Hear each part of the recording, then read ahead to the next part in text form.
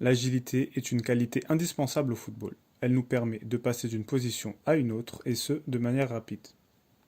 Elle nécessite donc de l'équilibre, de la coordination, ainsi que des bons réflexes. Nous allons voir aujourd'hui, à travers une séance complète, comment on peut améliorer à la fois ses qualités d'agilité et ses qualités techniques.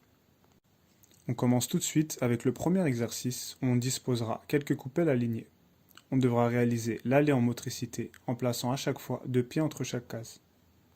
On réceptionnera ensuite le ballon au bout et on devra le décaler et le bloquer avec la semelle en faisant l'aller-retour. On aura donc complété un passage lorsque le ballon sera de nouveau à sa place initiale. On prendra après ça 20 à 30 secondes de repos et on repartira pour 5 autres passages. Cet exercice sera très efficace pour améliorer la motricité et la vitesse de pied avec et sans ballon.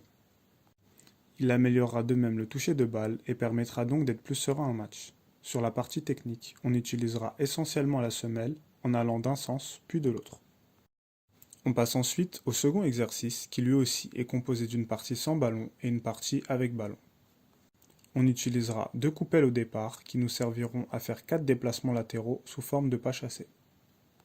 On devra être suffisamment fléchi et mettre le maximum d'intensité possible. Après cela, on réceptionnera le ballon pour effectuer un premier changement de direction, puis un second, et enfin terminer sur une petite accélération avec ballon. On essaiera de maintenir le plus de vitesse possible tout au long de l'exercice. Après un passage, on prendra 30 à 40 secondes de repos et on fera ici aussi 6 passages au total. L'exercice travaillera la faculté à se déplacer latéralement tout en étant fort sur ses appuis. On doit pouvoir autant se déplacer vers l'avant que latéralement pour avoir la meilleure agilité possible.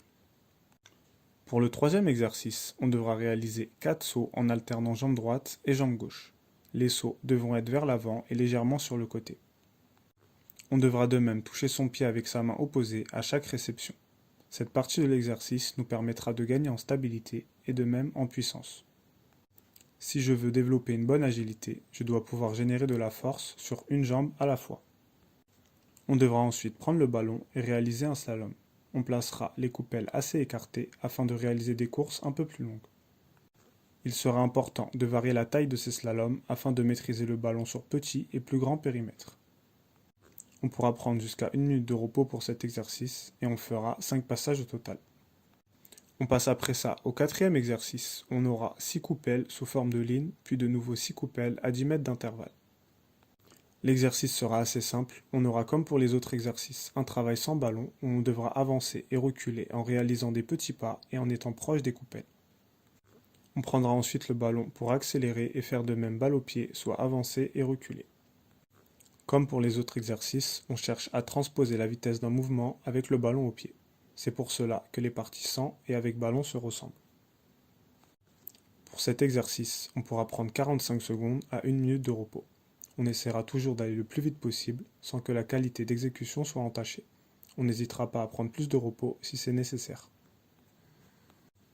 Pour le cinquième exercice, on commencera par contourner une première coupelle, puis une seconde. On prendra ensuite le ballon et on réalisera un tour sur les 2 coupelles qui suivent. On finira ensuite l'exercice par une légère accélération. On a encore un mouvement différent sur cet exercice qui consiste à tourner avec ou sans ballon. Ce mouvement demande forcément une certaine agilité et peut se retrouver parfois en match. Comme on peut le voir, on utilisera ses mains sur la première partie de l'exercice et on essaiera de même de fléchir au niveau des jambes pour améliorer sa fréquence d'appui. On prendra 45 secondes de repos sur l'exercice et on réalisera 6 passages. On a ensuite un sixième exercice où on devra accélérer et réaliser des changements de direction. On se mettra toujours face à la coupelle qu'on ciblera et on réalisera des petits appuis lors du changement de direction. Ici aussi, on devra utiliser ses bras pour gagner en vitesse d'exécution. Arrivé à la fin du parcours, on réceptionnera le ballon et on devra réaliser le retour en slalom balle au pied. Cet exercice sera très complet et assez éprouvant. On pourra donc prendre entre 1 minute et 2 minutes de repos entre chaque passage pour en faire 4 au total. Comme pour le reste des exercices, intensité et qualité d'exécution sont les mots d'ordre. Enfin, le septième et dernier exercice où le départ se fera allongé au sol sur le ventre. On devra se lever le plus rapidement possible en utilisant ses bras et enchaîner sur un sprint d'environ 10 mètres. Après cela, on aura 3 portes de coupelle, on devra faire passer le ballon mais pas le corps. Le mouvement ressemblera donc à celui du petit pont. La difficulté de l'exercice sera donc d'allier un maximum de puissance avec une finesse et une agilité dans le toucher de balle. On pourra faire 6 passages sur cet exercice avec un temps de repos inférieur à 1 minute. Ainsi s'achève cette séance très complète où on travaillera sur tout type de déplacement et sur des aptitudes physiques variées. Sans oublier le développement de la technique qui passe avant tout et qui doit être inclus très régulièrement. À présent, si tu souhaites développer particulièrement tes qualités de vitesse et de technique, j'ai développé un programme se focalisant sur ces deux aspects extrêmement importants dans le football moderne. Clique sur le premier lien dans la description pour plus d'informations. C'est tout pour cette vidéo que je t'invite comme d'habitude à liker, commenter et partager si elle t'a plu. Abonne-toi et active les notifications pour ne rien rater des suivantes. Et d'ici là, je te dis à très vite pour d'autres contenus sur l'entraînement. Donc voilà, je recommande ce livre pour les footballeurs. Karim Tarwat.